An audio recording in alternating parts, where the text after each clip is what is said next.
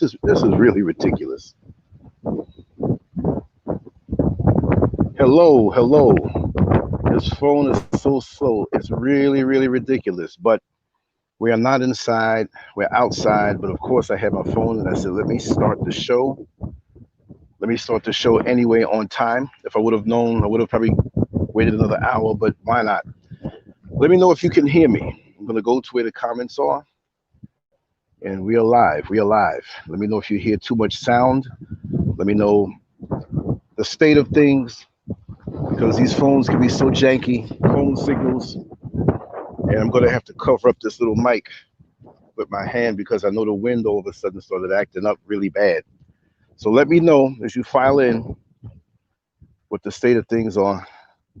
Already we have 3 people in, 9 people in. We're gonna get down on it. We're gonna give you a little visual in a second.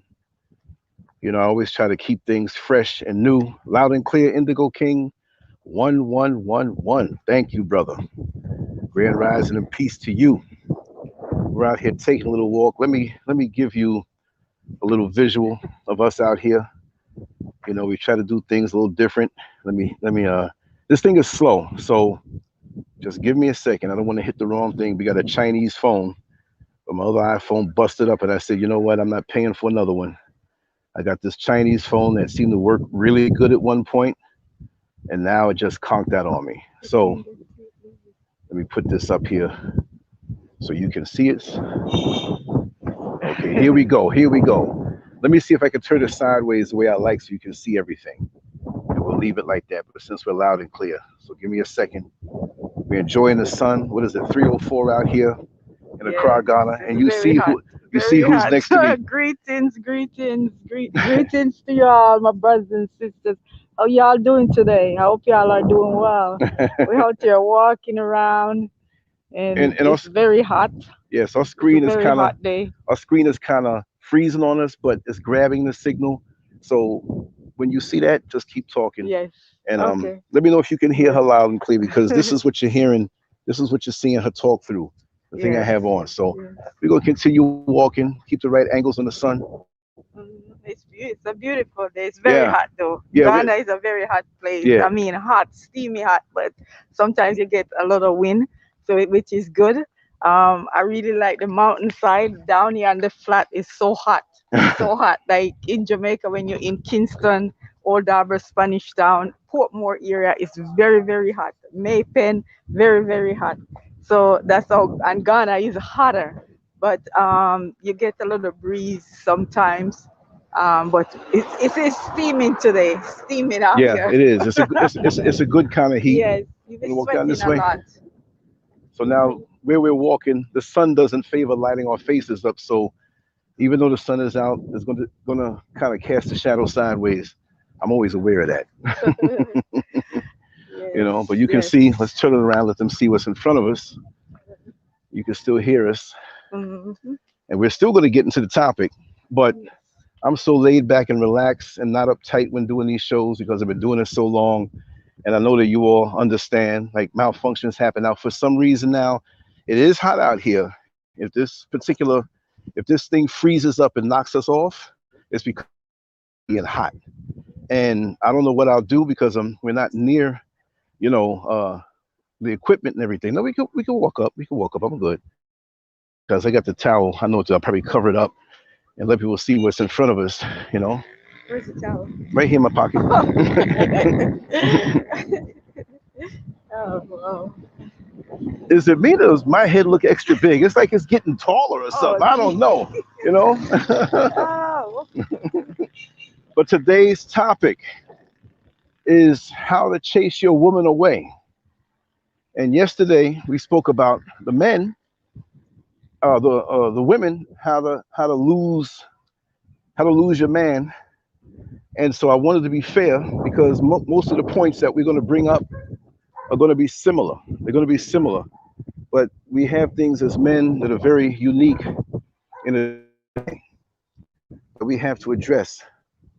And with that whole dynamic and chemistry between men and women, looking at it from the other side, I think it's a little more complex because for the most part, women know what it is in a relationship that they should do. Hopefully they do. And if they don't, it may be because of their upbringing or the trauma they dealt with, and they don't want to deal with it no more. They may know what to do, but they're like, I'm not doing that. And again, for those who want to say I'm a simp, just say that I'm a little more understanding than most who want to frame it a certain way, you know? And how to chase your woman away. Well, men, they say men don't mature as fast as women. That's not always the case, but I would kind of agree with that. But we can say now in this so-called modern time that maybe, you want to go down there? Okay. Okay, cool. In the modern time that it has complicated things more. I refer to the stereotypical grandmother before she was a grandmother, when cook, keep the house clean, and it's not a sexist statement. She did it with joy because she knew she had a man who was dedicated and committed to her, that was out there knocking the world out for her. And he knew what he had at home. He knew the value of what he had at home. And that particular positioning was valued back then. Your home came first.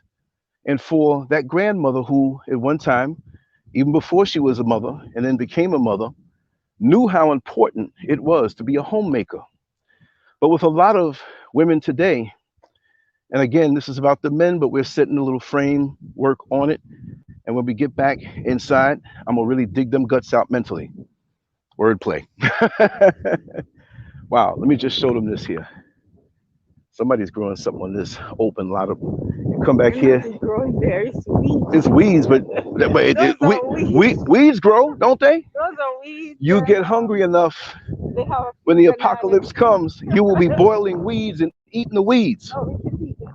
Eat the leaf, that's what I'm saying. We can chew the leaves. It's getting eaten, I'm telling you. If you're hungry. If something's green and growing, it's going in the pot and it's greens. I don't have to, it could be weed greens, collard greens, And, any kind. Yeah, but seriously, sometimes not to get off topic or what. But look at these children paranoid now, covering their face up.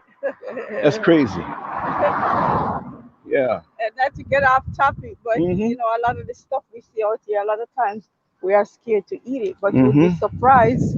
Right. You take those things and you saute them. What is it? What is it that's here that Ghanaians have growing here, that they let grow because they don't eat? What is it? What's the thing that if you don't deal with it right, it's for aki? There's aki growing all over the place, and most Ghanaians don't touch it. They're scared of it. Yeah, because they don't know. You know, it's not everybody know how to use certain kind of food, so they think it's poison when they see it. Maybe somewhere along the line, somebody died or something that got sick behind it, and the word got around, don't touch that stuff. You can get poisoned by it. Because if the aki is not open, it has to be open before you can eat it. Right. You know, so some people probably pick it up and probably open it themselves. It's poison. So because once it's open, once the aki is open, then that gas and everything it comes out of it. Right. So you know it's ready. So, but I guess people do that and probably didn't know. Probably somebody, as you say, died from eating it. It poisons people. For real. That's not a joke. So you got to be careful with it. True. I love aki, but it doesn't love me. When you say it doesn't love you.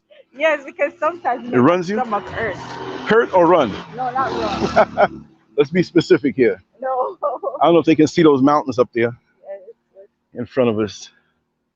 Man, it's such a beautiful mountain. Like you're down here and you look over the mountain in the night. It is so beautiful. But me, I love to live on the mountain because it's cooler and all the breeze that you get, you know, from the ocean, from the rivers, the lakes, and the springs and stuff like that. So it's much better, fresh, nice here and all that stuff.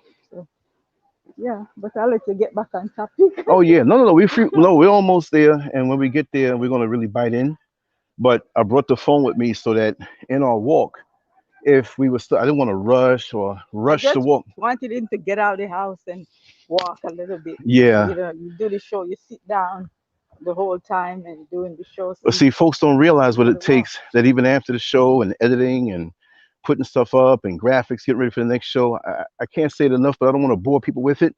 Some days I don't get any sun at all because even last night I was supposed to get in bed on time.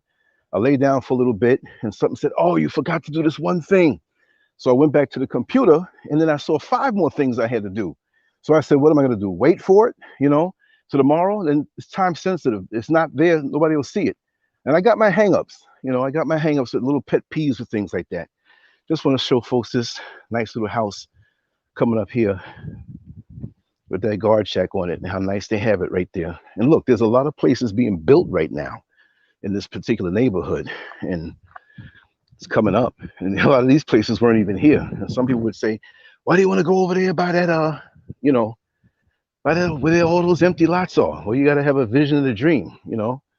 But But yeah, everywhere you go, it's gonna be where most places, even in the US, all over the world, you go places, and sometimes you is the first one that buy a house right. in that place. You, And you get it cheaper. yes, But see, and then it's those last 2 or 3 houses that's more that cost a whole expensive. lot, that you have to spend for. So, Oh yeah. but this place here, I know somebody's probably looking at it. I'm going to show you. And this is not where we're building, but I'm just saying the concept of it all, where you see the guard shack right there, you see the high wall, you see the top, the little potted plants, and they got the things tinted and whatnot. Yeah, let me get out of here. These people drive a little crazy. Yeah. So bear with us. I was talking, I know they drive crazy, and sometimes you have to get upset with them, like when you're in the video, they're driving so fast. Right. And I was watching a video in the US. I'm trying to remember what state. Is it? It's not Ohio. I'm Yeah, trying to project your remember. voice this way. Yeah. I'm trying to remember what state it was, but there's this Jamaican dude came up from Jamaica about 4 months ago. I guess he come up and do the work, like a lot of farm work. Like they come up and work at the hotels and different places. Mm-hmm. And he was driving, and how the hell that car that he driving 100 the cops pull him over 100. Oh, you were on there with him, or? No, I was watching the video. Oh, it was a video. Okay. Yes. And where was in this? The US. In the US. And he was driving 125 miles an hour. And then he's talking about like he was a little nervous. Right. And He's trying to make excuses. He was not really, but he was saying that he just got married on Friday. So what that got to do with him excited speeding? and blah blah blah. No. And maybe just because he got scared when the cop pulled him over. He start talking all kind of craziness. Yes, Yeah. You just come up from Jamaica 4 months up here driving 125 miles an hour. He gave him a ticket for 625. Yeah, well, it'll make him think twice because because you got married, or if that was a legitimate thing, what about a child's life? Some child running out in the road. That is dangerous. Right. Man. You're not the only. You don't own this. It's not your own private track. You gotta be so careful with that. Some people just speeding like that. They don't have good sense in their head. I had to tell one driver out here. I said, she's like, you don't have good sense in your head, and if you don't slow this vehicle, I'm gonna pepper spray your ass. I told him that because the way he was speeding, and it's almost like they want to get into an accident. No, but the way he was speeding and going on and driving bad, and he wasn't listening to what I was saying, and then he ended up trying to pass the other driver, one of the trusher, and they flipped themselves over. And then when he do that, the other trusher wasn't giving up, and he wasn't giving up, so the other trusher hit him, and then when he got hit on the right side, the passenger side, then they start cussing at each other. And I say, you see what I'm talking about? Y'all need to let me off of this trusser because y'all are crazy. And when y'all driving 100 miles an hour going up on the mountain, taking curve, make straight, and what did you say? Taking curve, make straight. What's that? Yes, you go around the curve and you take it, make straight. That's what they do in Jamaica. When these guys driving, they're going around the curve and they take it. We always say they take it, make straight.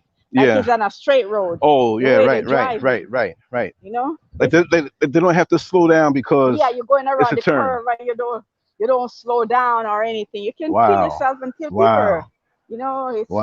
It's just only a matter of time. You keep doing that. Yes. Want to go down there? Merengue. Oh, you. Oh, right. I'm gonna break for the merengue and decide there. We don't Make some we drinks. don't we don't condone this type of activity Don't say that here to on the me. LANCESCURV show. We see No, criminal activity. We don't condone this. no. Don't listen to what lad said. It's Don't nothing do this like at that. home. It's This nothing this like is that. Ghana. This is not America. This You'll is get locked up. in Ghana here. Even in America, nobody ain't gonna bother you like that. But in Ghana, They just might. Times are rough. Okay. All right, Mr. no, SCURV. no, they're not gonna do nothing. In Ghana, you come and you cut a piece of merengue or stuff like that. Uh-huh. Nobody bother you. See, the See that? man just walk and pop it down and throw it on the ground See that? because I was gonna get it. So you're gonna take it now. Yeah, And so this is merengue. yes, the merengue, and I'm gonna use it. Please ask permission for the property owner before you do this type of activity. Don't listen to like that. This is Ghana. Nobody don't bother you. It's on the LANCESCURV it's on does the not condone. roadside. It's on the roadside. I didn't go in their LANCESCURV yard. look at this place they're building here. Solid stone, poured concrete. This is the way they should build places in America. Anyway, But anybody can do wait that. now. Lunch, you can go Is that a bit much now? go inside and You're increasing the sentence here. go start this one. Yeah, no, I'm waiting for you. They are not gonna Don't do this at home, y'all. Don't go in anybody else's yard and take no, anything. we are not in the No, yard. I know. I'm just playing Don't with you. say I'm that, playing with you. because we are not in the yard. We're gonna get in the topic. I have You got somebody merengue on this property. eyeballing you now already down there. Where? Down there, look there. No, they ain't gonna say nothing. No, they ain't. You think they're gonna say it? I'm gonna use it to make drinks, y'all. So what, you gonna drink this tonight? Yes, it's some ginger. Please make that drink. Please make it from early. That drink you make. Please tell them again what's in there. And I like it cold. You know what I mean? That's you are a mess. No, I like it cold. Oh my God, when you gave me that thing there, I could have drank myself silly. No, it wasn't anything alcoholic. It's just tea. Yeah, see, they're getting them bonus beats today. You're getting the bonus footage today of us out in the street before the show. It's different tea, y'all. Teeth. Look at her. Trust me. They ain't gonna say anything. No, come on. I'll wait for you.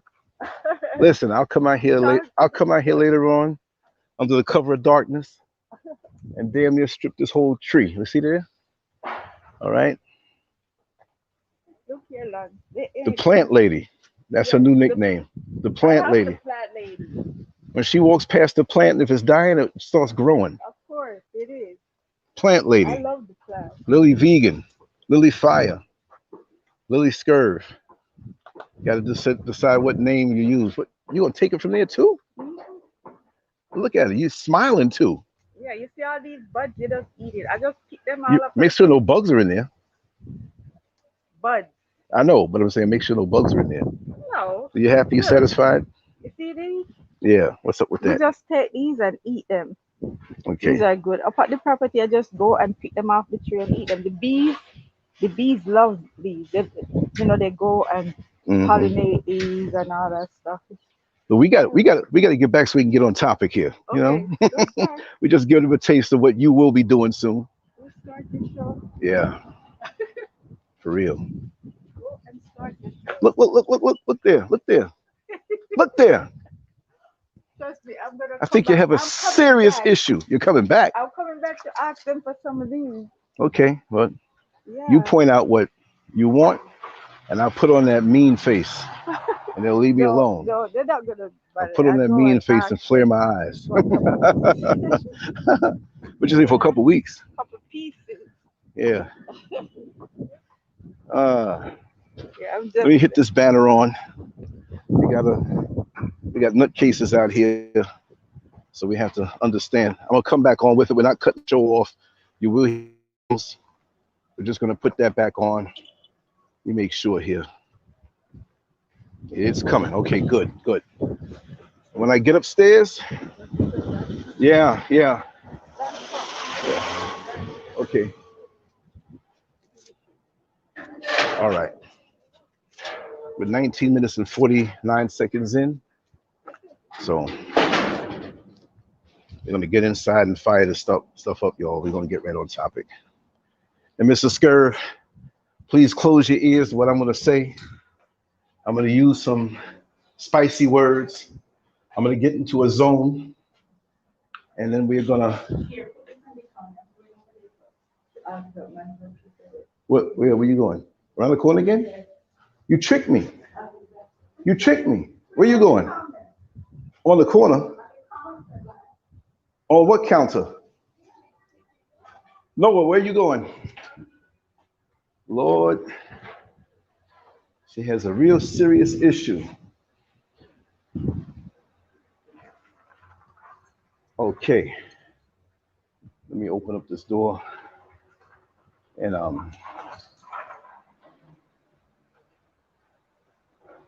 we'll be in. Hold on, y'all. This way you got to see a little bit of something. I gotta find. Woo! I can't see the chat room, so pay me no mind for not responding.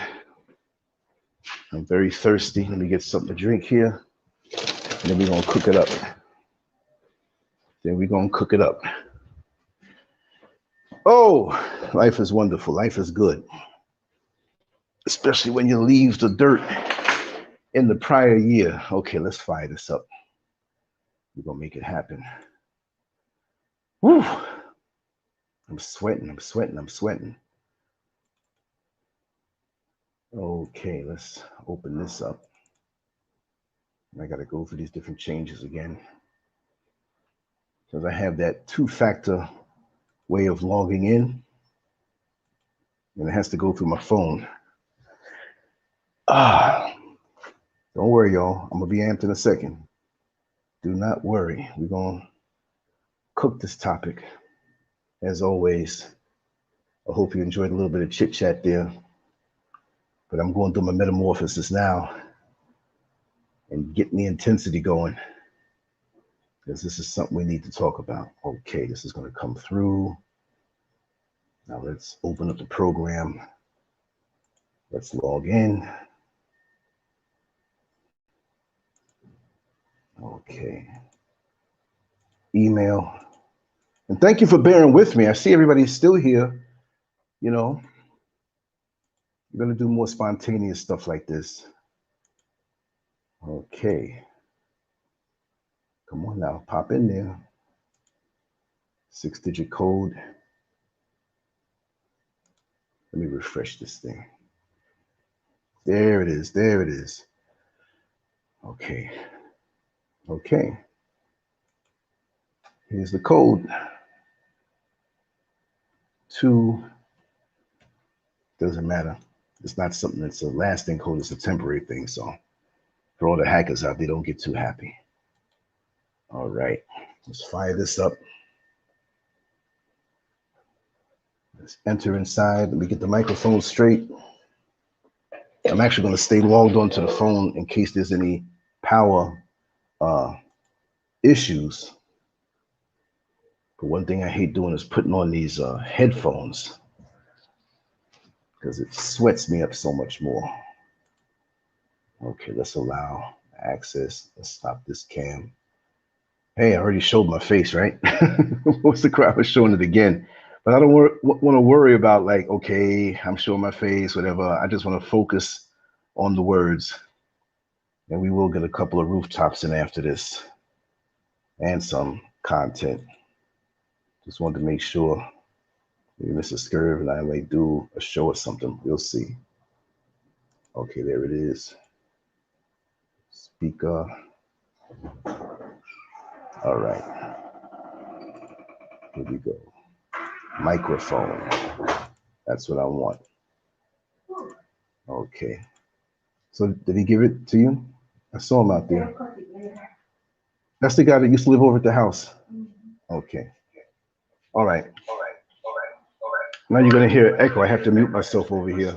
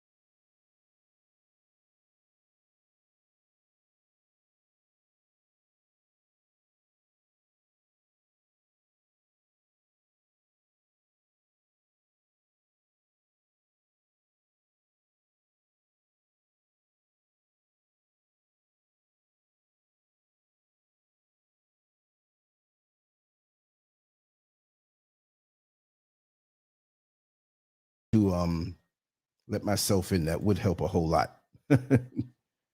All right. Can you hear me now? Let me know if you can hear me loud and clear. I forgot which one to open up. I don't want to keep them both open. Can you hear me now? Okay, let's try opening this one up. Okay. I'm gonna have to open up. No, this should Tracy Dunstan. Okay, check me now. See if you can hear me now. Because I know when I muted myself, it was on the phone. Okay. Let me go through the phone and see something here. Something's wrong. Something is terribly wrong. They're not hearing me. Yeah. Now this is open as far as what I can see. But let's see. Let's go into the phone. Let's open up the mic here on the phone.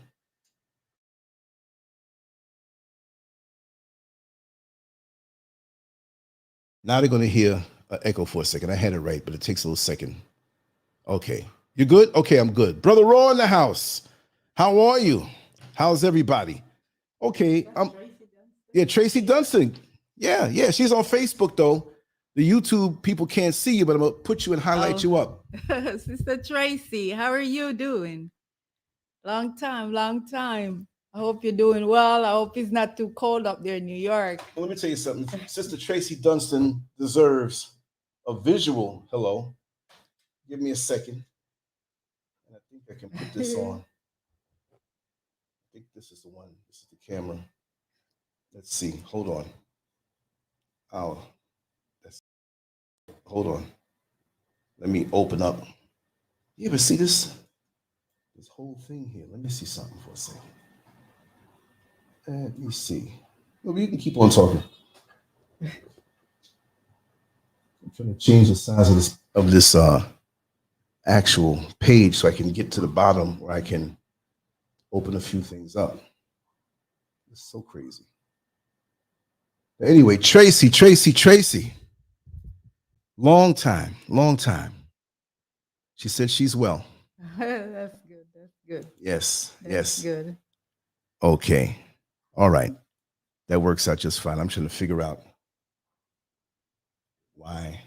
Okay, this is the wrong. Okay, I gotta block that camera. That's the one. Okay. I want to open up the screen, but I can't because it's down there actually. See, I gotta resize this. But you know what? I'll figure it out. And we'll rock with this. I know it's very simple sometimes. Yeah. How to chase your woman away.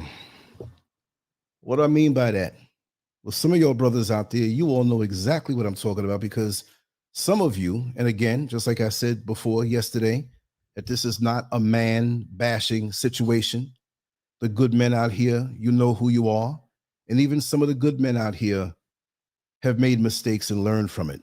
The problem is when you make a mistake and you didn't learn from it and you continue to do the same thing over again, but you end up blaming the women that you dealt with and you never learn.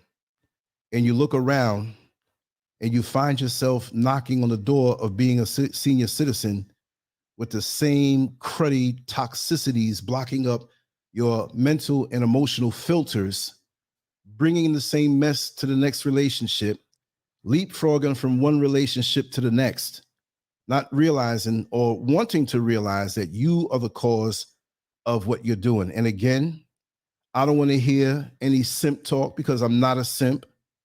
I shouldn't even have to say that. And I'm not going to disrespect sisters or to prove that I'm a man, to prove that the women don't sway me that way. So now I'm going to speak from the eyes of merely a man. My wife is right here hearing me, so she knows I'm not speaking as a single man because I'm not. I'm just speaking from the place of manhood. So, women are beautiful. Women are precious. Women are a gift from God, the Creator. If you want to say Most High, if you want to say whatever you want to say, they're gifts. Yes, and we know that we can put our seed in them and they can't procreate without us. But from what I'm hearing, before we came along, they were doing just that. So I guess, you know what I mean? They're the ones that carry us around. And I say us because there's no man that came out of something else other than a woman. Now, maybe 20 years from now, or maybe 2 weeks from now, or maybe already they're creating human beings without a woman, but I'm quite sure that's not going to be a full human being. And me speaking about this, how to chase your woman away, I'm speaking about our people, right? The other people, the pink parasites have enough things out there to deal with their psychosis, their way of thinking. But if you are in your natural state as an African, no matter where you are on the planet, you have a way of thinking and a vibration that they can't reach, that they try to feign, that they try to act like they know what we go through. This is why when we speak on such things, they feel like that little child who's a toddler in the kitchen trying to reach the top shelf where they know the cookies are, but they can't reach it. They could never reach it, right? So their vibration doesn't go as high as us. This is why they love to see us on a low vibrational level of decadence. They love to see us that way. It makes them feel good. It doesn't make them, they don't feel as short or as limited as they are with their recessive genes. So I'm speaking to the high vibrational brothers and sisters here, which if you're high vibrational, you wouldn't have this problem as a brother anyway, chasing your woman away. Now, like I say, and I say it all the time, as a man, I love women, but I'm not going to try to lay up in the bed with every woman I see. I have someone for that, but there's more than one way to love a woman, by the way you respect them, by the way you enjoy their glow, their comfort, their warmth.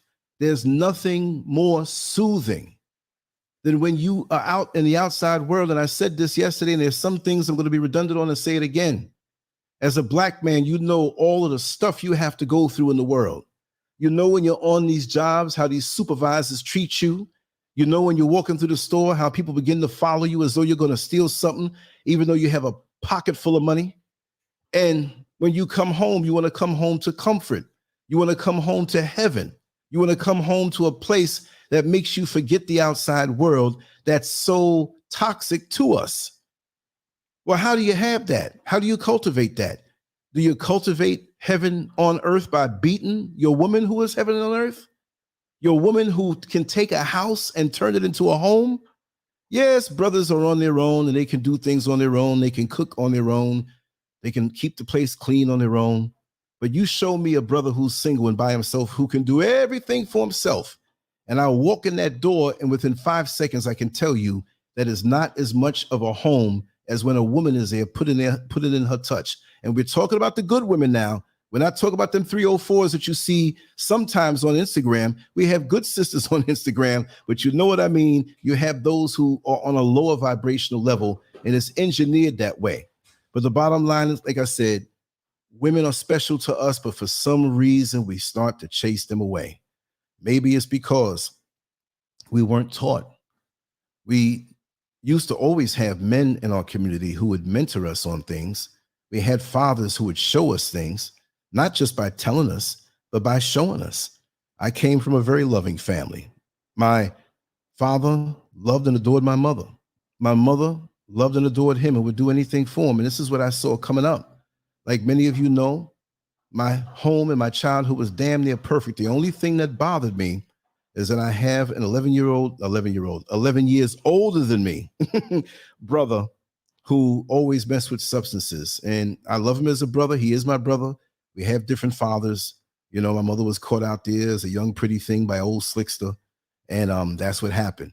And other than that, they did right by me. I had a very enjoyable childhood. I learned a lot. But whenever my brother came around and he wasn't straight, it was a problem because he wasn't allowed to be there. When he was okay, it was okay. So this is why in my makeup and in my wiring, I have always yearned for a brother. And this has been used against me. People say, oh, I could kind of sense what this brother needs. He goes over and above for righteous males or righteous appearing males. So I had to deal with a lot with that. And I had to understand that about myself, but I'm completely healed from that yearning. And so I have brothers all over the world via social media and in real life, as far as my real good close friends and inner circle of people who I've known over 40 to 50 years. Yes, 50 years. My friend Angelo, I've known him from 1969 when I was 6 years old. So I knew him for just almost about 54 years. Let me take a sip of this water, wet the whistle. We're going to continue to cook.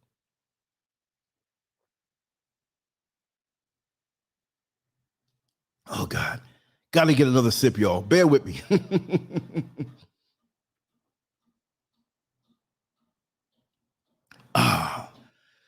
So, yeah, like I was saying, we all have, as men, our different challenges from our upbringing. Just because we might be Black men and have a lot in common, especially how the society treats us, we all still have our individual things that we have to overcome. And we don't always overcome those things as men at the same rates. We may not have the close proximity to the females like others. Well, what do I mean? Well, some of us brothers grew up with a lot of sisters. Some of us had sisters that were older, younger, some that were dominant, some that had a big influence on us. Some didn't have that at all. I didn't grow up with any sisters. It was just me and my brother, but my brother was never around most of the time. So I grew up as an only child. So I had the example of my parents to show me what that type of love was. Yes, they had arguments. Yes, they had disagreements. But at the end of the day, it was all about a peaceful, quiet, loving home. And it was in that atmosphere that I was raised, and I had a chance to explore myself. And I still, after that type of upbringing, wonder why I still had things that I would say was wrong with me. I don't mean wrong like something major that the world don't know, but just emotional quirks, right? One of my things was that my parents being a little older than most, because when I was 27, my father passed away at 74 years old, right? When I was 34, my mother passed away at 64 years old.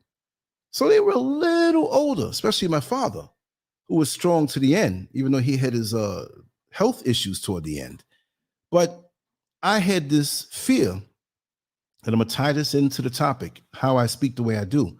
I had this fear when I was younger, like after my mother had cancer in the 70s and she had to have her breast removed, and I saw how mortality is at a young age. That was back in 76. I was, 13 years old when she had the operation. I dealt with that. It really crushed me, seeing how she went through different things to the last minute.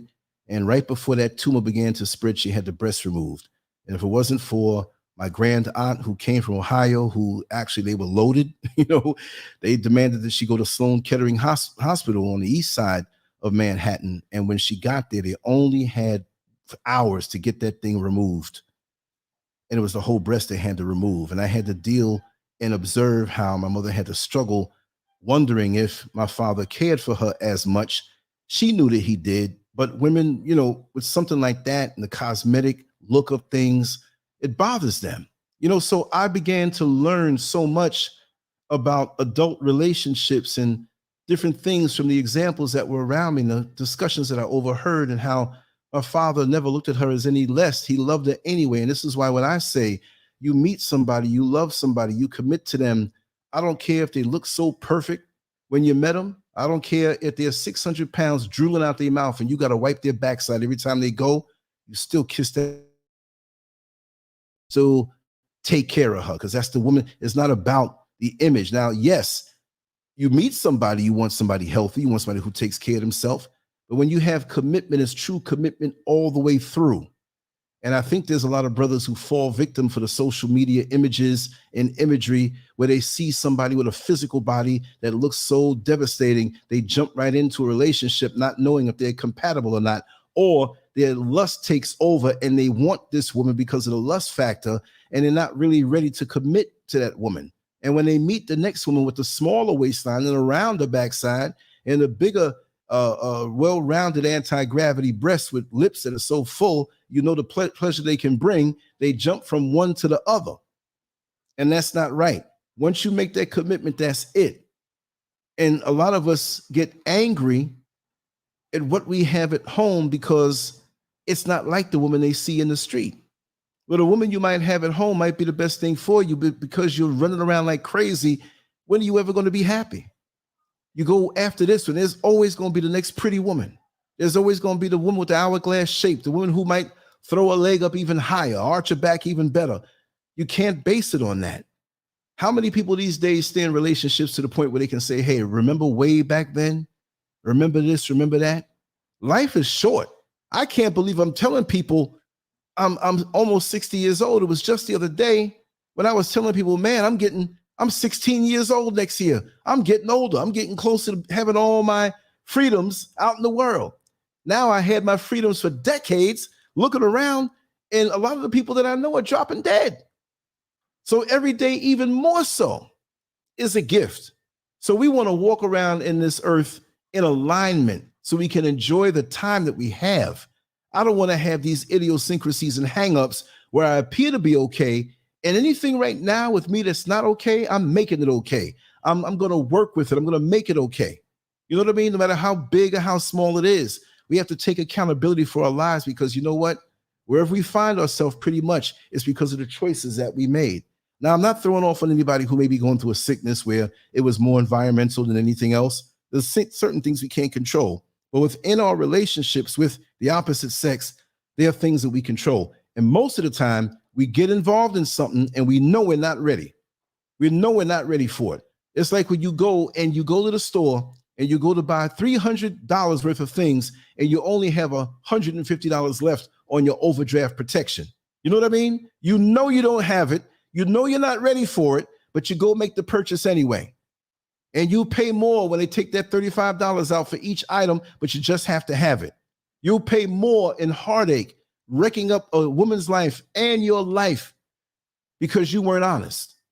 The best thing, and I tell ladies this too, the best friend that you'll have, I'm not saying he's going to be your best friend, but that dude who says, listen,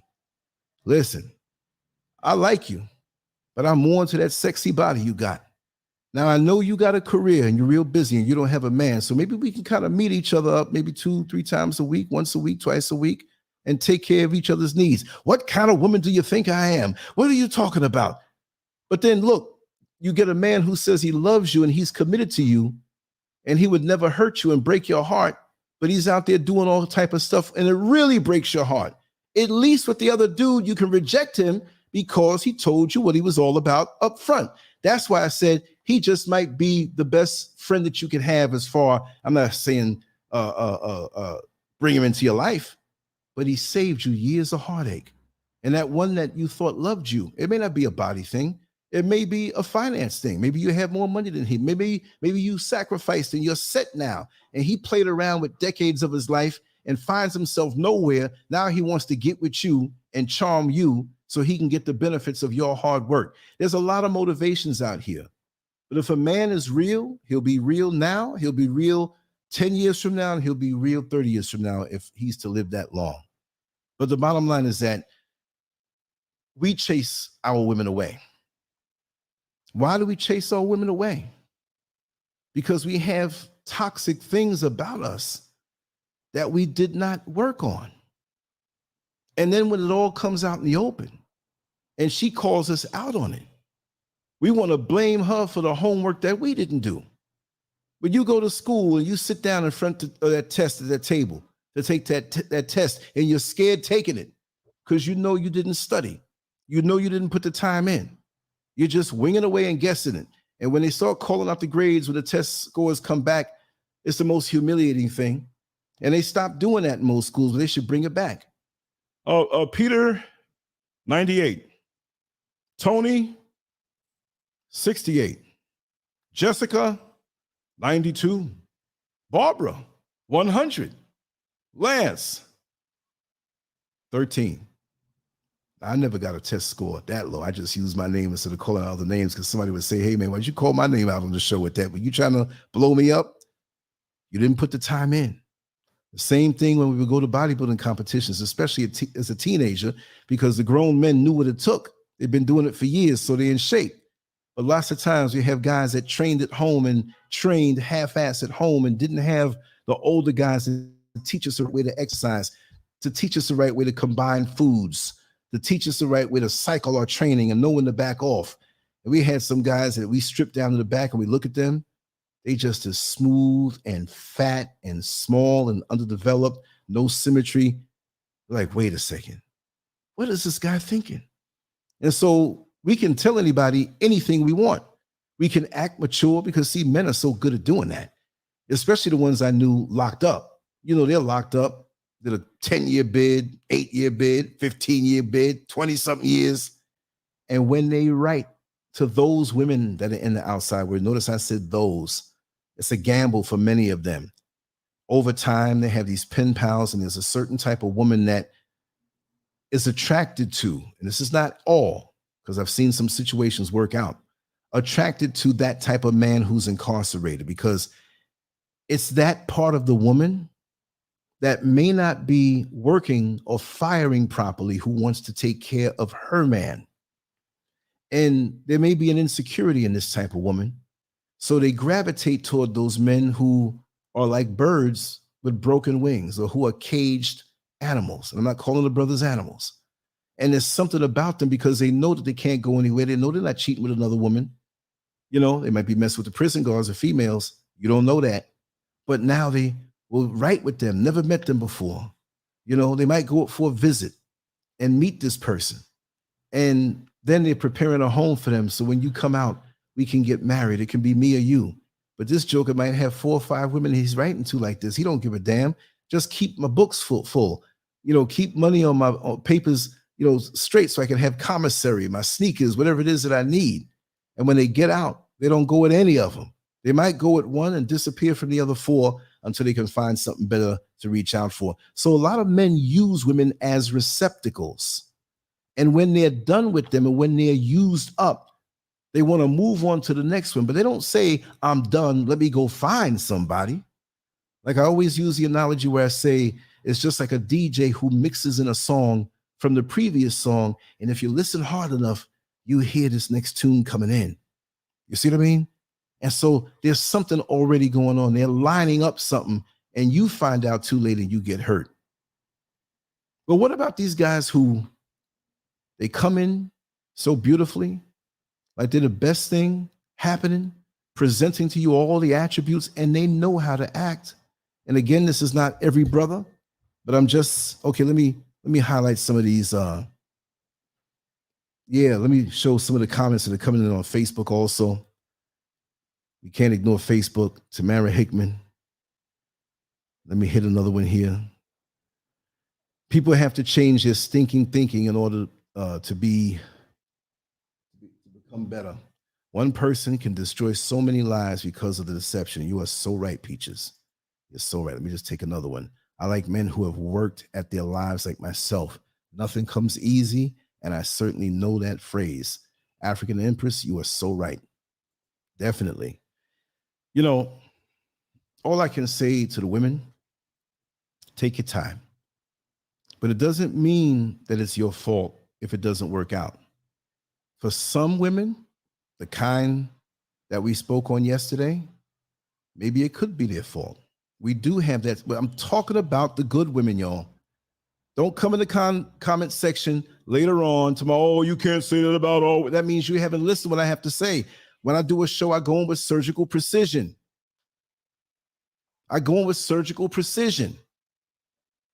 So I'm not just spraying up the whole crowd because I want to hit one person. If I come in for an intellectual hit, it's going to be on that one person or type of person. I'm really not speaking to any of our sisters here. I'm not saying that anything that has happened, maybe in the past, you may have had something to do with it. We're adults and we know it. I don't know. So I don't go around using a one-size-fits-all template to blame everybody because it has to be that way. Rena Marie, much love to you. I'm glad to see you. And I see Sister Oyala also. Yes, we started back up our early shows today. And I know I haven't seen you for a while, but it's a good time sometime to take a break from social media. I always say I'm going to do it, but I'm not addicted, but I got to run my mouth. I'm going to run my mouth anyway, right? But it's good to see you here. But time will take care of that. I'm going to say this one thing to the sisters, and I'm going to go on and jump on some of these brothers. Take your time. Take your time. There's certain things that you see, and well,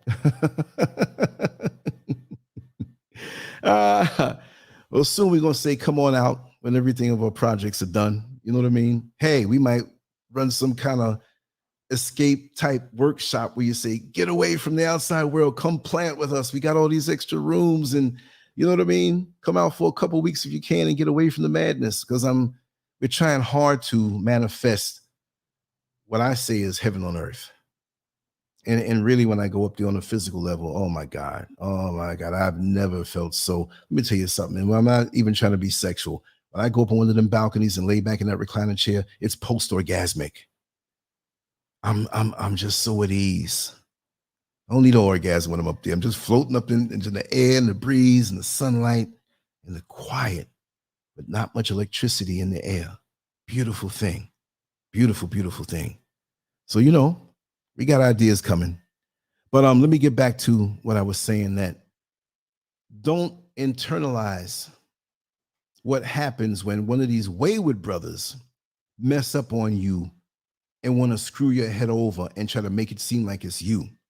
Now, if you have something to do with it, you have to take responsibility for those consequences, but don't let him give you too much and you run around feeling like you're inferior and I messed things up or whatever. So now that helps to leave the door open for him because you feel guilty. He put it in your head that you are the reason why. See, a lot of these men love to leave a situation where they'll chase you away, but not all the way, where they can always come back. Because if you notice, whenever they start to give you those calls out of nowhere, it's usually something going on in his life that he may need your help. He may need to crash on your couch. You know what I mean? You let him know. Even if you're single, I don't think my man would really agree to that. You know what I mean? Well, who's your man? Well, and they think that they have this authority because you had something good before. It may have been real good in certain aspects of your life, but now you found somebody who is more balanced, somebody who is whatever. And some of these men always want to bring it down to the sexual. Well, I know he ain't rocking your world like I did. But like I always say, there's a lot of good dick connected to a bunch of fools out here. And that's their only option. And it's like casting out a demon. As soon as you hold strong from having these guys come back in your life, they always want to come around and bring that up. Well, ain't nobody going to eat that thing like me. And it's not for you to even say. You hang up the phone. It's like, listen, I'm done with that. You can try all you want, but you know what? I'm in a different world right now. It was you who chased me away, or it was you who ran away from me or ran after that thing out in the street. I hope that worked out for you. Click and leave it alone. Don't even entertain any conversation with these kind of men. But see, there's a lot of guys who don't understand that a lot of our sisters and us, I'm not blaming them. They know that they have to work on themselves. And a lot of them are very good at doing that. A lot of sisters that I know, and I know all those in the chat room here, not that I know your actual personal situation, but most of our sisters here appear to be the type of women that would say, you know what? I just got out of a relationship. I'm going to chill for a while. And when a sister shuts down, it ain't like us dudes.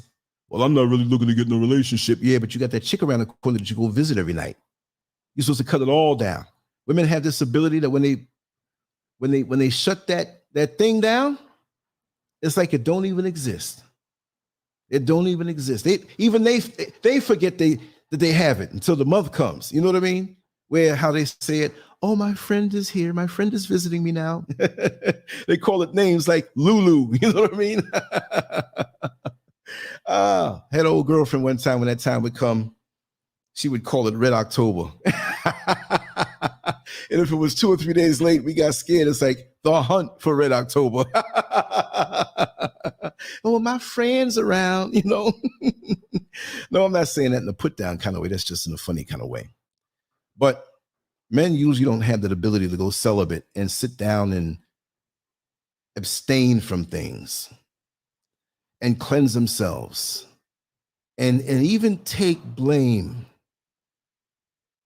for what has happened. It's like a good boxer who knows that he just knocked the guy out and he had a great performance, but he's humble at the end of the day. How would you rate your performance, Mike? Well, basically, I know I did good, but I know I could do better because Custom Model taught me that when I fight a fighter like that I need to be able to knock him out early on, and I give myself a 4. And the guy devastated him, right?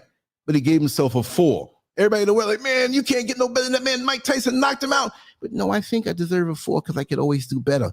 We need to take that kind of attitude, because if we do, we can improve that much better. Even if it's not us, take the blame for it. It's like when I go over to a friend's house, and I always say this as a joke. Now, this is not anything too nasty, but it is kind of extreme. When you go to a friend's house, if you don't want them getting mad at you because you didn't flush the toilet or you didn't clean up after yourself, whatever was there before is yours now because you used the bathroom. So you better leave that toilet clean or don't use it at all. I'm not going to say, oh, that was already there, man. I ain't do that. Nah, man. I want when somebody comes behind me, there's no doubt, because I'll get the blame for all them dried up streaks that were already there before I came in there. Or I'll be like, listen, you need to clean this up. I'll use another bathroom. Whatever. Take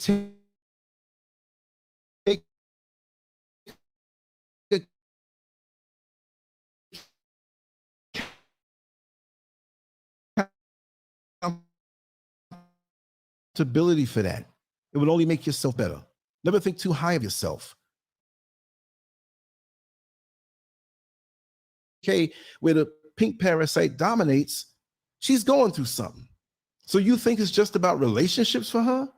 She got to go on the job too and deal with them Becky's trying to knock her down, but take her information for themselves to promote their other pink parasitic females and Becky's and Karens. They got to go through struggles too. They want to keep their body in shape or keep themselves. They may feel like they're slipping some kind of way. They got, I'm not saying like issues like when a guy, man, you got issues. I don't mean that way, but we have issues. We're getting older. There's certain parts of her life that may be the unknown. She may not have found that person that is in her life, and her family might be stressing her. You know, the prior generation can be, and the prior two generations, and as far back as you can go, they can be quite cruel. Girl, you ain't found no man yet. You getting up on, you just turned 30. You better hurry up and get married. And there's a pressure because those types of women from those generations, they'll get married. And it's beautiful when they stand up in church and say, we've been married for 35 years. We've been married for 40 years. But to what? Because lots of times the men that they married ain't no good. But they feel the pressure to keep up a facade. So for a sister who's not married and she's getting to a certain age, I wouldn't say there's anything wrong with her. Now, some cases there may be, but there are a lot of good women out here that are smart enough not to succumb and fall victim to that whole stigma that you better be married by a certain age. There's so many women that are going through so many different relationships, falling to the pressure of that. And one day they realize, why did I do that? Just because everybody else in my family did that, all the women in my family did that, and I know the issues they had to deal with, but they're not talking about those issues when they stand up in church and, you know, praise God, Mr. and Mrs. So-and-so, you've been married all these years. He could be a closet wino. He can be a closet down low brother. Don't think down low brothers are things that are new right now. They had that way back in the day. There was a lady that lived across the street from me, and I don't like to call out names, but she's dead and gone. And I did a show about her, Emma Bell. She rented out the upstairs and she was living in the basement. I think she died at 77 years old, but she lived a very fast life. And she was looking really old. Nice lady. And I wish she was alive right now because she would be like that lady that just passed away recently that used to talk crazy, the grandmother, and she was talking about sex and Gucci and all that stuff. She was just like that. But when she passed away, there was an old crate. Not a crate, but like a treasure chest. And they opened it and they had a photographer that had all these clear pictures of when she used to be involved in these orgies. And I'm talking about some freak stuff. You know, she had women, she had men, she had this, and she was a pretty woman back then. But you never know. But really and truly, I used to wonder why in her 70s, she used to have all these pretty young girls in their 20s coming over her house and spending the night. Oh, that's my play niece. That's my niece. Okay, yeah, they were turned on what you were doing to them. You never know. But what I'm saying is that we all have something we have to work on, but we can't allow what we are not or refusing to acknowledge to chase all women away. You got to take accountability for what you have to work on, because a lot of times our sisters are so forgiving ahead of time. Well, if you can tell her your issues, your hangups, the places that you need to become more mature in. But men don't usually want to do that. We want to present this thing like we're perfect. She's going to find out anyway. He's not going to be able to hold up that front for a long time. She's going to find out anyway. See, And if you tell her lots of times, she say, you know what? I can work with that, because she may have some trauma that she's healing from, and you got to work with that. Us as Black people, not to make any excuses or anything, but we have a lot to deal with. And a lot of times in our 20s and from our teens, that's when we catch our scars. Deep wounds that heal on the outside, but on the inside, it still feels funny. Like when I hit that guy back in 1994 and ripped open my knuckle, I think I knocked like 4 or 5 teeth of his out. It ripped up my knuckle that when they stitched it back, I could still feel how limited it was because it wasn't healed on the inside. The outside healed up, but the inside didn't. It took literally years for me to feel back normal again. And it's still 1 millimeter or 2 millimeters for me able to be to clench and make a fist. You see? So be careful and make sure. It's like buying a used car. Be honest with me. I know this car is not new. I can see there's some things that need dealing with. Tell me what it is. So let me make up my mind if I can deal with this. But we are not sensitive enough most of the time as men, those type of men who chase the women away. We got this ego thing going on. We got this macho thing going on, and it's all about me and so on. So if you know how to, and I'm saying this in a non-sexual way, if you know how to touch a woman the right way, she will go all out and give you the world in the way that she's made to give it. And the only way you can do that is be authentic, because she knows if it's real or not. Now, we have some of our sisters who hunger for a relationship. We're social beings, and there's nothing wrong for wanting that. But sometimes because of our upbringing, right? A lot of our sisters who may never have known what a real man was, she may have had a male with her mother, or even a father who wasn't a true man, but he was a male who was deficient in many things and didn't give her the right example. So she will hunger for that. And sometimes she will meet a man who really ain't worth crap, but she will superimpose the qualities on him. And you'll have your girlfriend seeing right through him. Girl, you know, you say this about him, but there's something about that man. You need to take it easy. I'm not saying don't deal with him, but take it easy. Take your time. Because a lot of these men are so good at repackaging the same old doo-doo and to bring it to you from things they brought from their other relationships. They are not going to change. They are not going to change. And they figure, well, instead of me facing myself and changing, I will get rid of you who knows every nook and cranny of my dysfunction and repackage it up and bring it to somebody else and play the game all over again. As a man, if I had things to work on and I was single again, I say, hey, listen, this is what I need to work on. This is what I'm working on. If you can deal with this sincerely, I'm going to improve. I'm not abusive, but I have these little quirks that I caught from other relationships, and I'm in the process of healing. We can hold back and date and just be friendly with each other until we feel that we can move forward. And you now say that it's okay, it's okay. Look, a lot of these men want to hold on to as much as they can. They break up with somebody and they want to hold on to that person. They keep driving around in your neighborhood. When they see a different car parked up in your driveway 3 o'clock in the morning, now they want to start calling you. You know what time it is. You got rid of that woman. What do you expect? But a lot of times they don't want to face themselves, and they always come off larger than life. Everything's perfect. Take your time and don't go by what he says. Just watch and observe his rhythm. Because if you see 2, 4, 6, 8, nobody has to tell you 10 is coming. If there's 3, 5, 7, 9, you know 11 is coming next. But if you ask him, he might tell you something completely different. But these brothers who are not sensitive to a woman's needs, and you don't need to be in a relationship if you can't do that. If it's just like the one size fits all, you think all women are the same, then you don't need to be bothered with a woman if you come that way, because women are so different. Yeah, you see the breasts and the butt, and you see what you can use them for sex for. But the bottom line, it's a whole new lock that needs a whole new combination. Okay? You don't know what they're feeling. You don't know what they're insecure about. And you have to take time and look past your own gaps and your own voids and really figure it out. There are things that she's going to tell you, and I find that many women are the good women. They're very honest about it when you're very honest. And there's levels to this thing.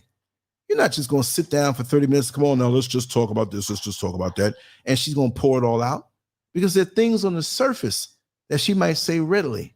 And there are things that may take 2 or 3 years for her to really come out with.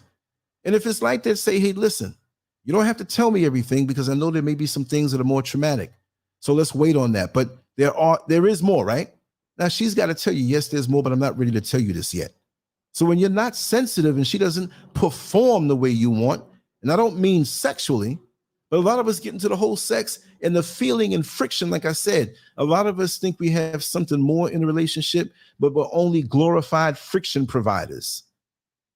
You're just masturbating yourselves with each other. The man's brain is somewhere else across town thinking about some delicious, juicy ass that he saw in the mall, thinking about jumping on that, and he's using your body for the warmth of that. And as soon as you don't comply with what he wants, he's ready to ditch you. Look, if you really love that woman, there's things you're going to have to compromise on.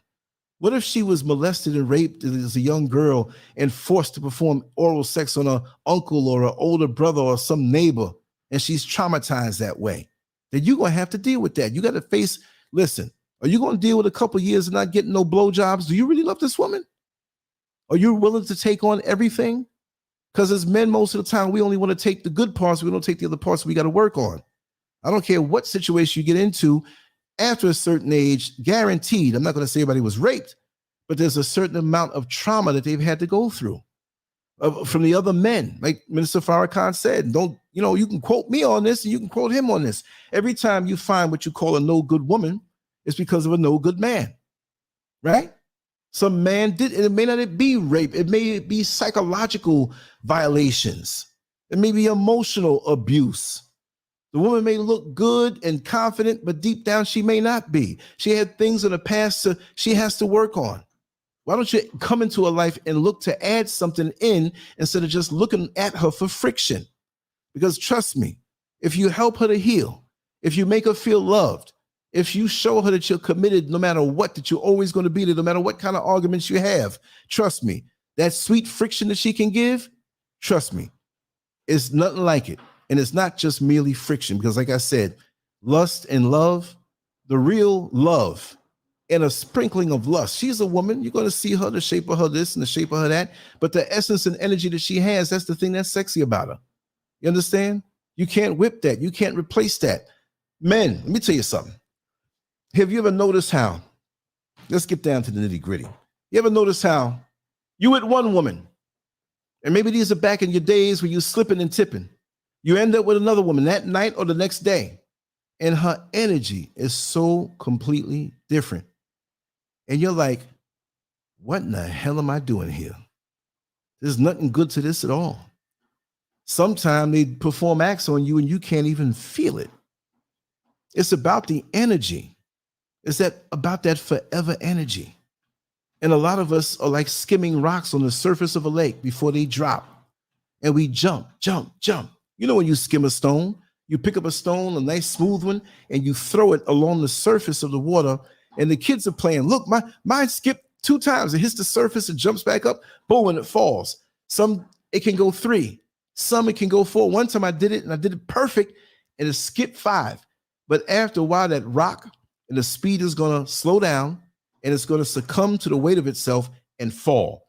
And a lot of times with these type of men who chase women away or just use them, after a while, they get to a certain age, they see the mortality, they find a little aches and pains, they start reaching for the blue pills, and after a while, the blue pills don't work. And they say, oh my God, I'm getting old. And now the old player is coming around looking for a woman to take care of his old ass, his old broken down ass. And they see you, even if you're older than him, the same age, or even younger, he'll commit now because he can't do nothing no more. He's retired out on the pasture. He can't be high in the rankings for the championships out there anymore. So he wants to retire. And who the hell does he think he is that you're going to take him in? Now, you don't mind if he's committed his whole life to you and shown you that. And still, we got some kind of women out here that are not too good that will dump his ass as soon as there's nothing good with him, or start having affairs on him, when he gets too old to do the do. We got to be very careful and take your time. We jump into things too fast. And I'm not blaming the sisters, but there are a lot of men who hold back those different things about them and they don't let you know. How about transparency? That's the best thing when you meet somebody that they can give you once you realize that you want to commit to them. But that's the word, commit. Do you want to commit? Like that skipping stone, we jump from one relationship to the next and realize and look around, and we are senior citizens, and we realize the mess that we found ourselves in. Well, we should have took a few years. Brothers, what's wrong with that? Stay away from the sex. You know, it's hard to do. All these pretty girls out here smiling at you and pretty shapes and all of this stuff. But you got to realize that you will attract better when you create yourself to be better. You will find your level. If you're fraudulent, and we all find our levels, there's no way you can hang with a good woman and you're a rotten man who didn't want to deal with the things that are inside of you. And you will chase her away every time because she realizes that you are not on her level. Yeah, I said it. And there are men who attract women who are not on their level. But usually it's the other way around. You know, I'm talking about for the good women out here. And you have a lot of women who are like, listen, I am not looking for no relationship. I'm not wasting my time. They're not that stereotypical modern woman. And a lot of us brothers accuse the good sisters of that lots of times. Oh, you one of them modern women. No, I'm not dealing with your bullshit. Just because you got a piece of dick hanging down to your knees, you can bring me misery and mess up my mind and topple over and mess up my whole family. Because when the two people come together, you're actually connecting with their families. And if you hurt their daughter or you hurt their sister or you hurt their mama, it's going to bother them. One of them may end up in jail or prison dealing with your ass. So it's best to pull yourself off of that so you don't get caught up in that reactionary kind of relationship. Oh, I got the side chick who I can just run to now. Well, why couldn't you run to her before? And then when you get the side chick running after her, you getting another one because you can't deal with one. You always got to have something on the side, which means you're not fully committed into the initial relationship in the first place. If you do right by that woman that you're with, that you deemed as being worthy, and you cleaning yourself out and you're transparent with her, you don't have to worry about a little insurance on the side. So many fathers tell their men this, their young men this, their boy children this. Well, you know, you always got to keep that stash of money. You never know. And you never know. You always got better just don't cut all them women off now. You always got. So if I'm investing in all of these other women, I'm not investing in the thing that I have. Why am I doing that? It doesn't make any sense. Spreading yourself thin. Because when you win in a relationship, there's no feeling in the world like it. But it's a chance that you take. But it doesn't have to be that much of a chance. You got to lay down the foundation. And be careful of these men who will chase you away, who will lose you. And you think you got it going on after a few years, and all of a sudden you find something out about his personality, he smacks you across the face. He says something hurtful to you. He brings up something in your past and uses it to hurt you. You're there in the most vulnerable way, and he stabs you up that way. Sometimes an actual stab wound you can deal with more than what they turn against you and put out there. The beauty of a relationship is that you can be vulnerable. The beauty of a relationship is that you can open up. After these men who don't seem to respond to you emotionally, thinking that you can. Because these men will let you know after a while. You know what they say? When a person lets you know who, you better believe it. Or when they show you their true self, you better believe it. It's true. And a lot of us feel, okay, a lot of our sisters have that mothering spirit. I'm not trying to say they're trying to be somebody's mother, but they have that mothering spirit. Oh, he's hurting now. I know what happened. I can help to change him. I can help to make it better. And some of these bastards are using that pity routine, like the lion that has the thorn in his paw, and you're going to go and you're going to pull out that thorn, and he'll be eternally grateful to you. You might go over there and pull out that thorn and he just bites your head off. Like the snake that bit the person after the person tried to help the snake. And the snake said, well, what do you expect? I'm a snake. So if these dudes seem unlovable and unreachable, Don't extend yourself too much because they're going to chase you away at the end of the day. And your girlfriend's going to say, girl, I told you, girl, he never made no effort to reach back out to you this way. It was always you paying the bills. It was always you calling him up. It was always you going over to his house to see if he's okay and cook food and whatever. And then you brought the nigga in. That was the worst thing you could have done. Brought him in under your roof. I tried to tell you when you were going to work, he had your car, and there was a couple of women in there that didn't. Well, we know you didn't know him. Well, that same car was across town, and I can't tell you. I'm not saying it's all bad, but this thing has become a game of let me get you before you get me. It's not even about love anymore. It's like a game. And like I said yesterday, the sexuality is like some fight, like some battle. I'm going to dig her guts out. I'm going to rock your world. Can you handle this? I'm going to break your back. Like I said yesterday, do you want to break the back of somebody you love? You know what it's like to have a broken back? I had a slip disc and the pain was bad. A young lady told me the slip disc was just as bad as when you're giving childbirth. I said, for real? This is crazy. So, it's rare. Just like when they say when you have a friend, and we're talking about males who may have a male friend or female friend, or female who may have a female friend or a male, just friends. Very limited on one hand, how many really true good friends that you'll have in this lifetime. And that's friends. So how about relationships at work? Maybe you can hit the jackpot early on, because there are people who've done that. We dated in high school, we got married after college, and we've been happily ever after ever since.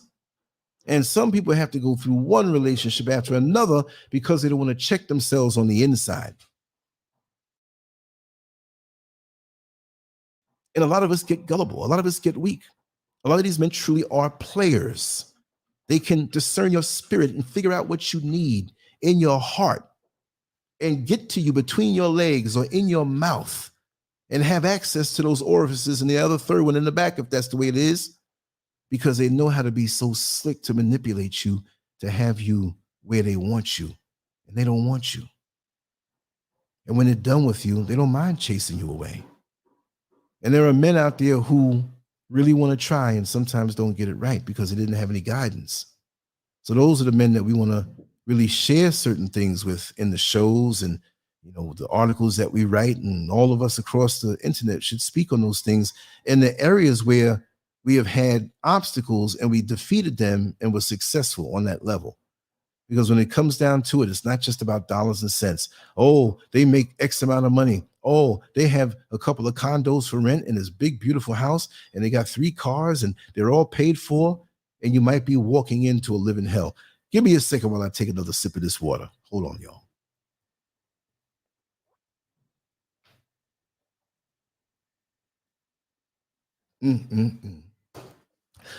Whoo! Water tastes like Kool-Aid to me in this hot African sun.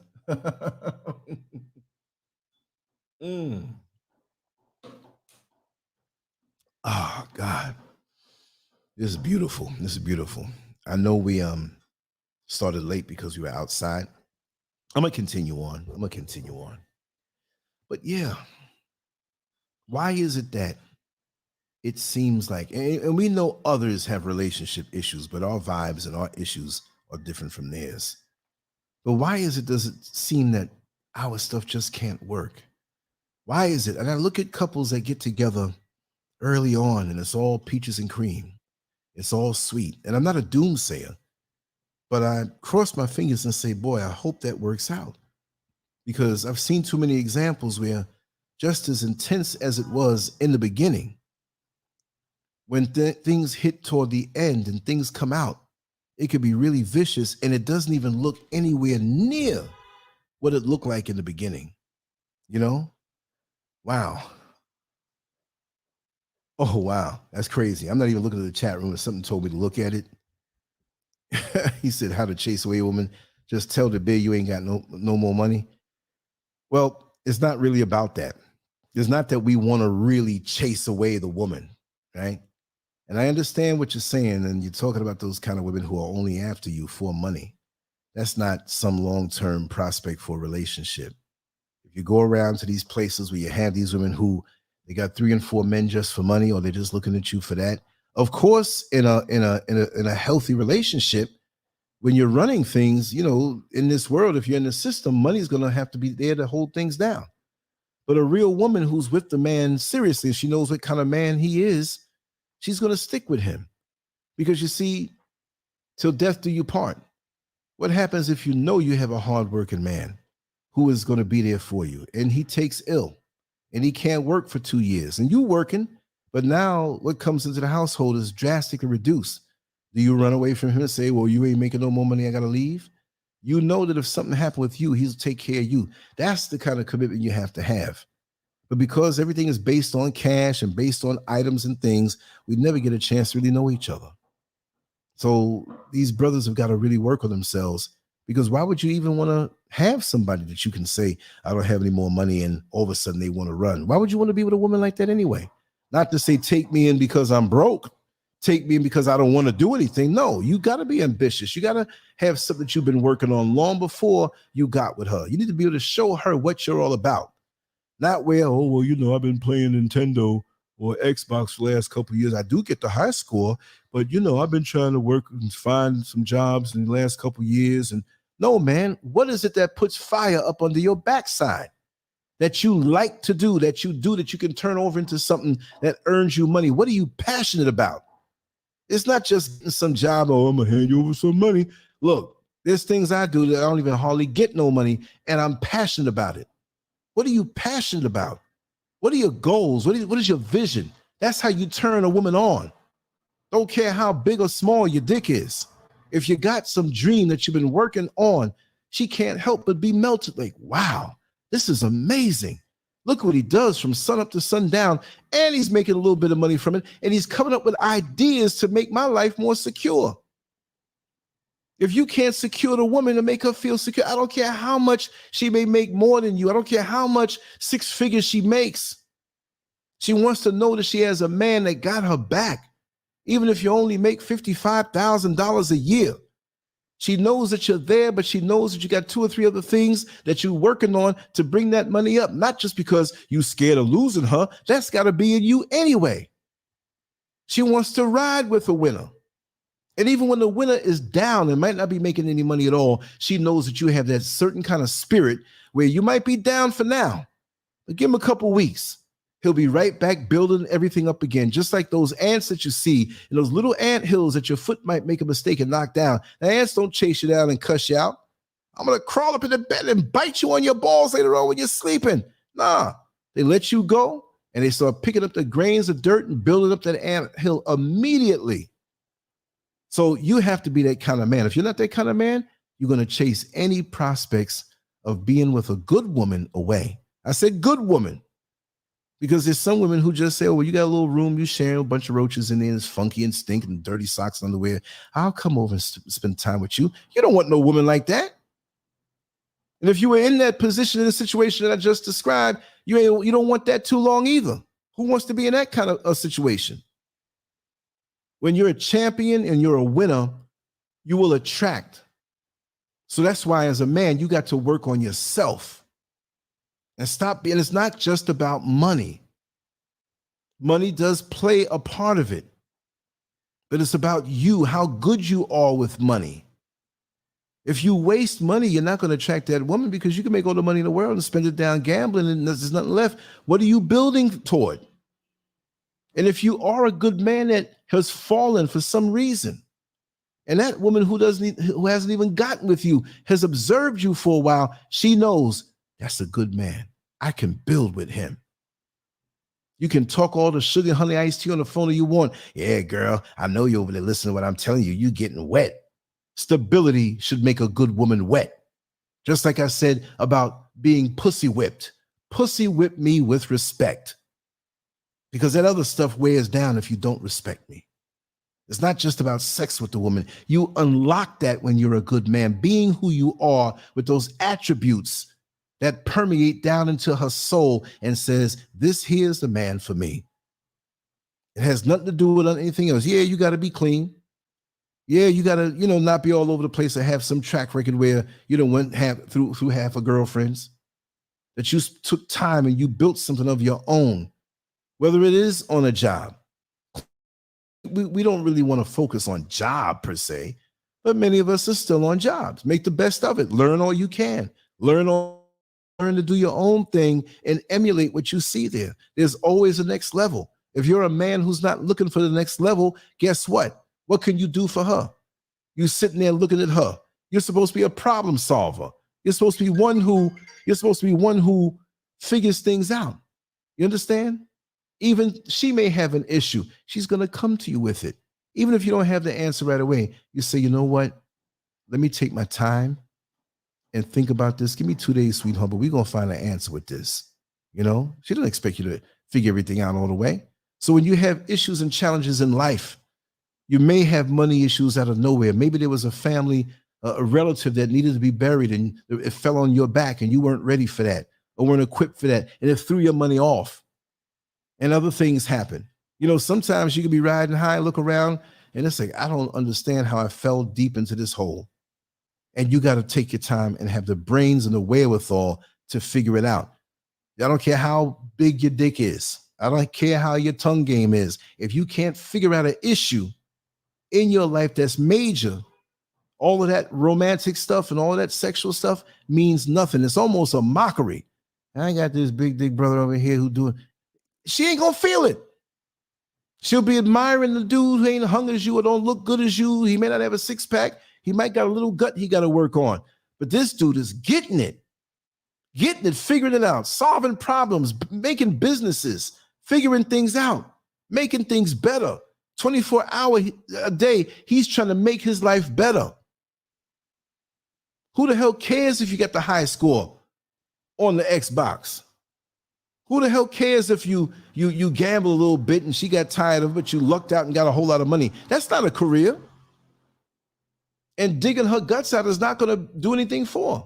She might feel it a little bit. She's going to feel it less and less. It's nice to have the lights out when you're making love sometimes. Sometimes you want to see what's going on. But it's not nice when you don't have a choice at all because the light bill ain't been paid.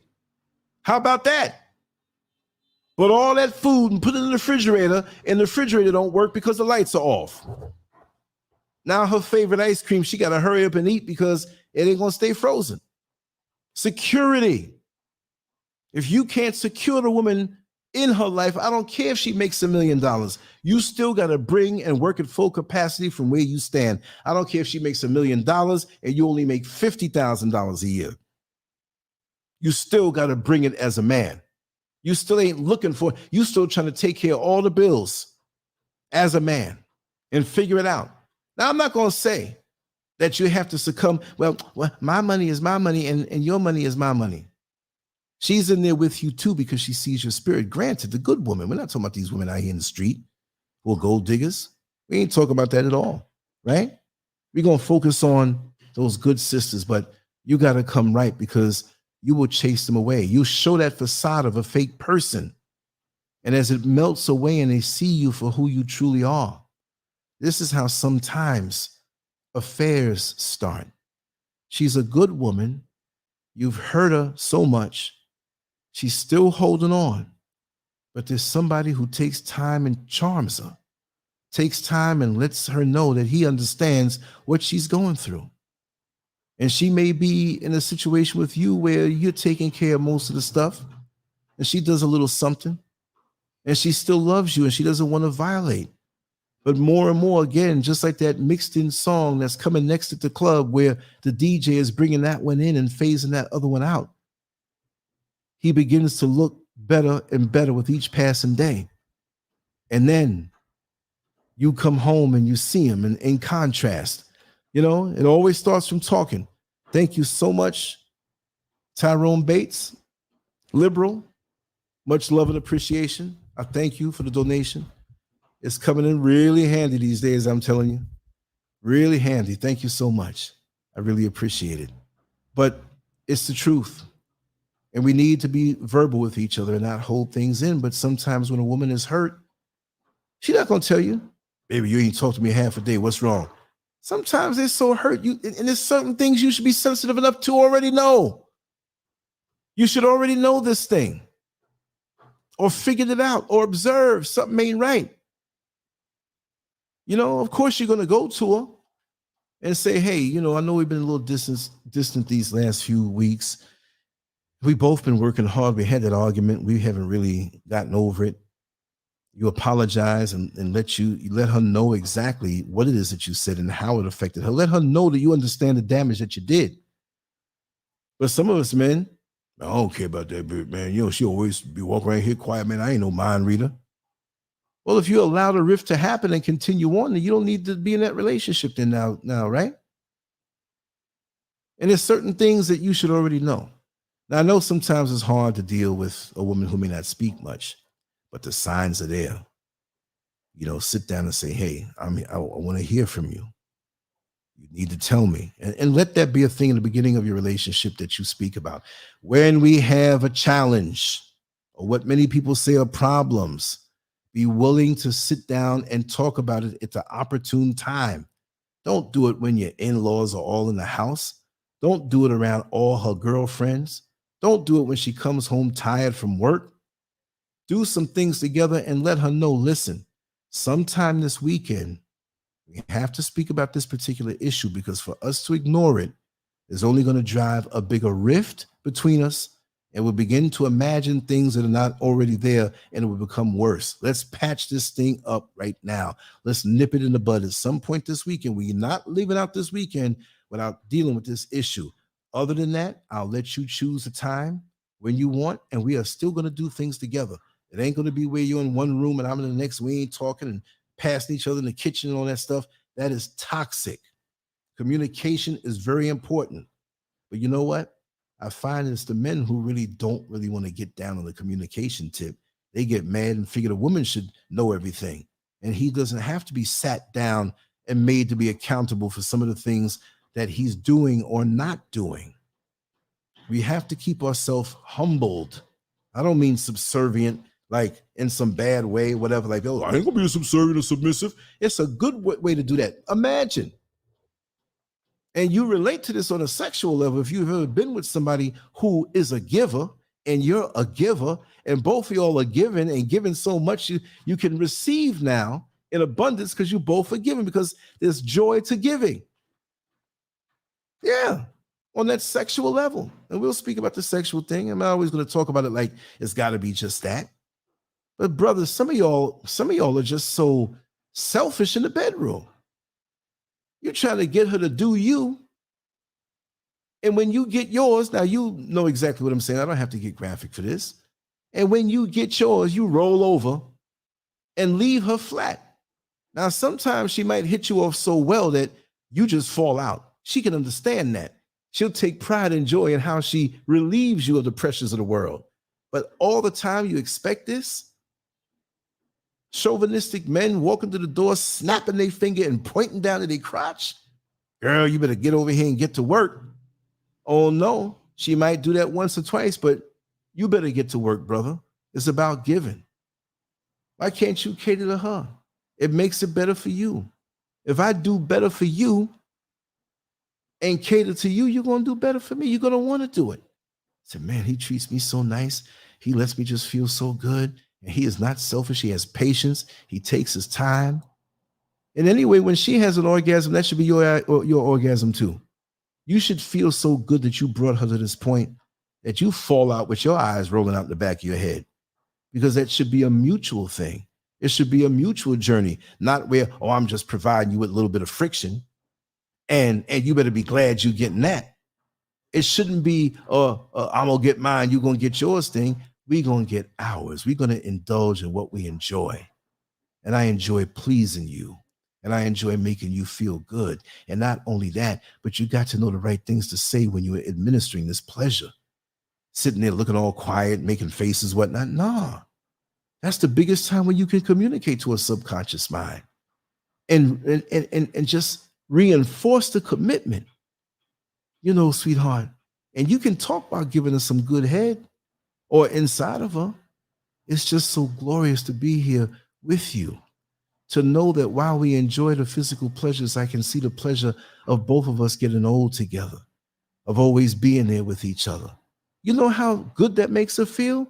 The brothers focus on just the physical so much, and they miss out on the opportunity to get all up in her subconscious mind, as you should open up and let her get up inside yours. The most glorious feeling is to be whipped, and it's not just about the pussy. They say pussy whipped. Oh, he done got pussy whipped. It's much more to pussy whipping than pussy whipping. Then if you can be pussy whipped, then you just a shallow person. When you are whipped is one of the most glorious feelings in the world. Whip me, but also whip me with respect. Whip me with honor. You see? So you can't dick whip a woman. Why would you want to just do that? That's going to feel good anyway. But let her know how much you respect her. Let her know how much you see that she's a hard worker, and appreciate her for the dedication that she's given to you. And I'm always going to be here with you. When she hears those things while being intimate with you, it ain't just that moaning and groaning and the ugly faces you make when you're on top of her, looking like you being electrocuted and making cow noises. She can tolerate that when they have the real thing behind it, but this is a time for deeper communication. This is like a chaser, like with the words that it gets in deeper. It's just like herbs, they say. When you take one herb, it's good. But when you take, what is it now? What's the one, the Indian one that kills cancer? When you take, oh God, it's the tip of my tongue. Come on, y'all know what I'm talking about. When you take black pepper with that particular herb, it becomes 3 times more potent because of the presence of the pepper. So when you have this opportunity, and this doesn't mean you're going to rattle off some big memo, since we've been together and I've been loving you from back years ago. It's like, shut up, man. They don't want to hear that, but you can drop a word in there. You can moan it in her ear. Even when she's pleasuring you, let her know. Let her know. Wow, he feels this way about me. He's thinking this about me. Not just telling her how fine she looks. Oh, damn, baby, I love your ass. Damn, look how sexy that ass looks. Yes, that's part of it. But let's get down to when both of y'all are 80 years old and her ass is withered and puckered and shriveled up, because it's about the person on the inside.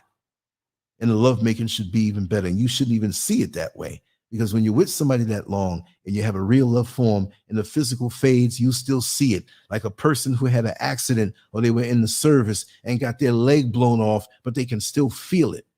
See? Just like that old couple that walks down the street. And like the story I told about the man who, he's about 80 years old and they've been married about 50-something years. And when he holds his woman by his side, you can't tell him that he can't beat a football team. He's her protector, no matter how old he is, no matter how short he got over the years, where his belt line is 2 inches under his nipple, he still thinks and feels. And you know what? Because she's by his side, he will probably do it. He ain't scared of nothing. Baby, don't worry, I got this.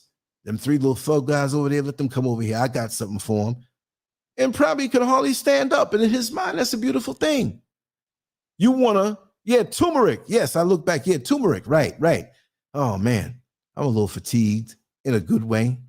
Putting out all this content, got more to come. And we're just going to keep rolling and just doing it, because this is what we do. We built for this. This is what we do. I'm going to talk a little bit about this more later on. And this is an ongoing topic that we talk about no matter how we turn the title in, right? It's just like the black church and the things that they go in, like we did last week, a lot of those church shows. We're going to come back with more of those. We just change the title around, but it gets right back down to the real nitty gritty. I could not even tell you all the things I want to say on this topic, because the more I talk, the more I realize, like, wow, there's more and more to say. But I'm just so glad that I can end up on a computer after we took a little walk. And I'm interested in seeing how this looked on the phone.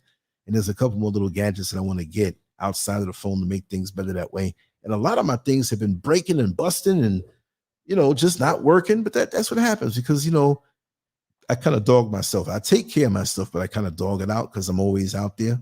But yeah, I'm going to wrap this down now, get a little piece of something to eat. And I'm trying to get Miss SCURV back on a live with me. Don't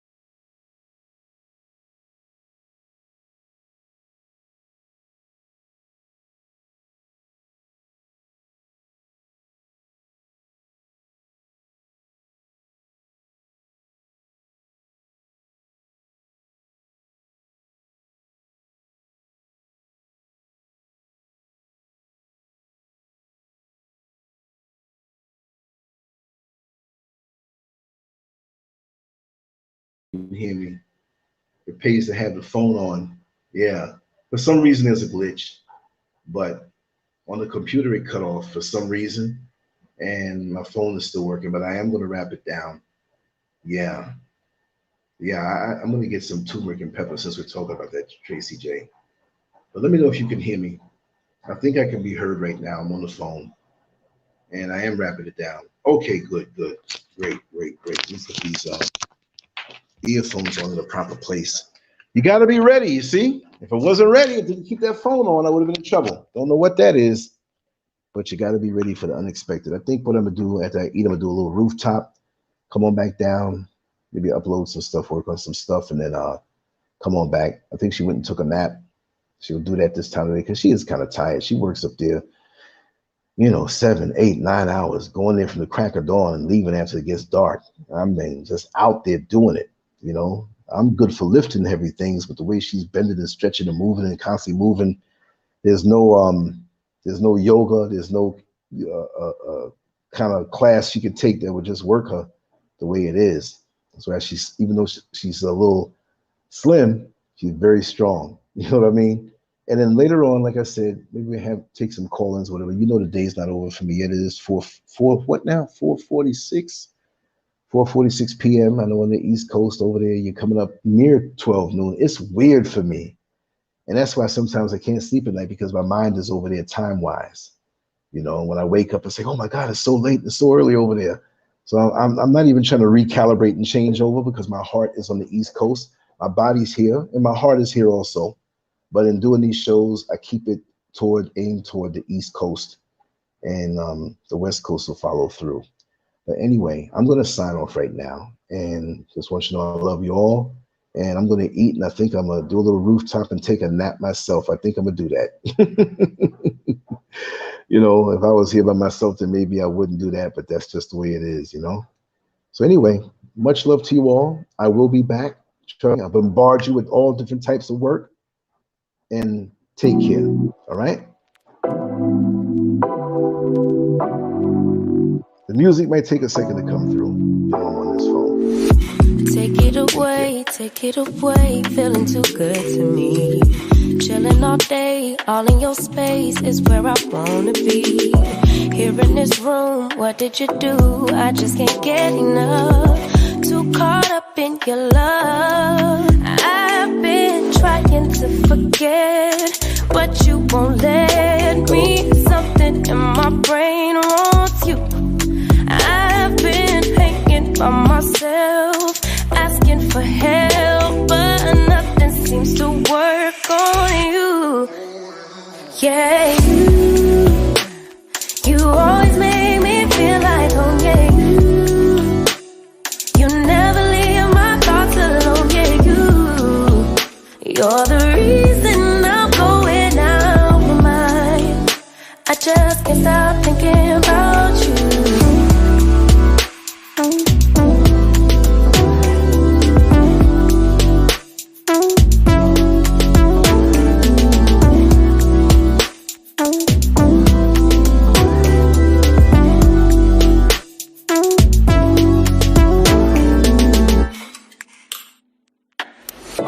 All that I crave when you're away, nights are sleepless.